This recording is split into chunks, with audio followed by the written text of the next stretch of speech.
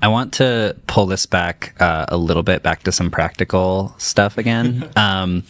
A big philosophical. Yeah, no, I love the philosophical conversation. I think that one thing that people think about when they think about generative AI is the problem of hallucinations. And for people that don't know, hallucinating is basically when you generate something that just isn't right or isn't true. In large language models, you can ask a question and it will confidently lie to you sometimes. And how do you look at how we're going to solve that problem? Because it seems like part of generative AI and part of large language models in general is that it's parroting information based on probabilities. And those probabilities are not always going to be correct. So I'm assuming, working on ways to make these AIs more accurate. Accuracy is obviously going to be a major problem and something that we need to solve over the next couple of years. How do you look at solving the hallucination problem? The problem of hallucination, so the way these models work now is that you give it a lot of data, and the question you're really asking of it is, let's simplify a token to a word, and working within the text domain, give me the next word based on this word that I gave you, right? So if you qualify the problem as write a novel for me, or write a paragraph, or write a summary of something, then traditionally what would happen is that you would give it the beginning of a sentence, and you would say, complete this sentence for me. And so it's that sentence completion, so to say, that is based on probability. And even basing that on probability within the context of this conversation is a simplification. So there's a lot more going on, but the basic principles of how it works is that let's assume that it works off of the most probable word to follow that word that existed, and then taking that longer sentence as an input, figuring out what is the most probable word that could follow, and so on and so forth. What that means, if you simplify the problem just at that level, and if I say, give me a complete this sentence, Dr.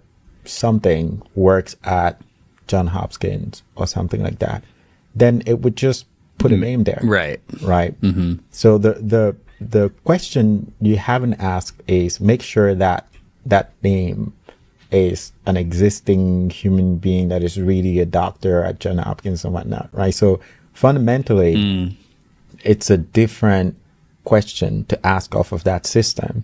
And then we're back on the reason I call these things a system in the beginning is because, yes, you may have a model that gives you the next word prediction or the next token prediction, but then you still need to do a lot more work on top of that input and that output, and even that processing sometimes, to make sure that the output and the response that you get out of it is a truthful one or a real one, right? Or a less toxic one if the answer is toxic and you don't want to serve toxicity to your users.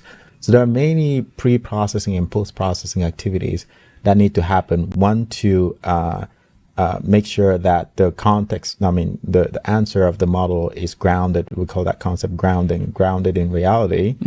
And the second is to make sure that the output of that model goes by a certain set of responsible AI principles, right? So those are two things. But fundamentally, the way the science works is that it will give you something, whether that thing is true or not. Sure. It's your job to make sure that that thing becomes true. And so the way that happens then now is that you need to associate that response to basically a source of truth, right? What is truth? Yeah. What is truth? What is reality? And that's another thing where another reason why you probably want to contain and contextualize that use case, so to say, down to a source of truth, right?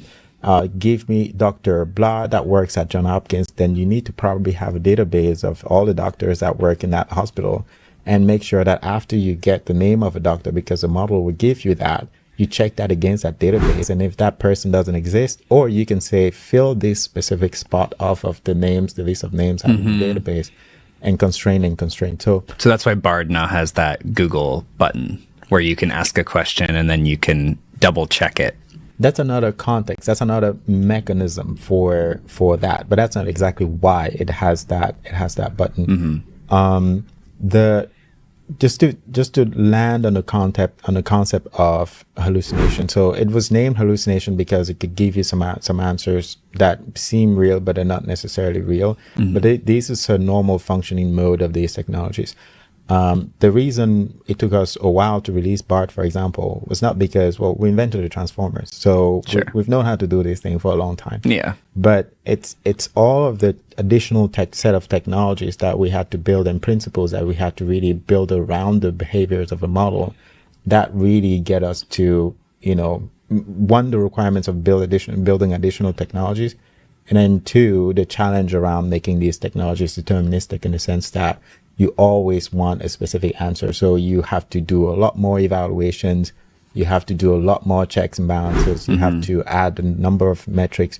Like, is this model answering a question when it doesn't know the answer?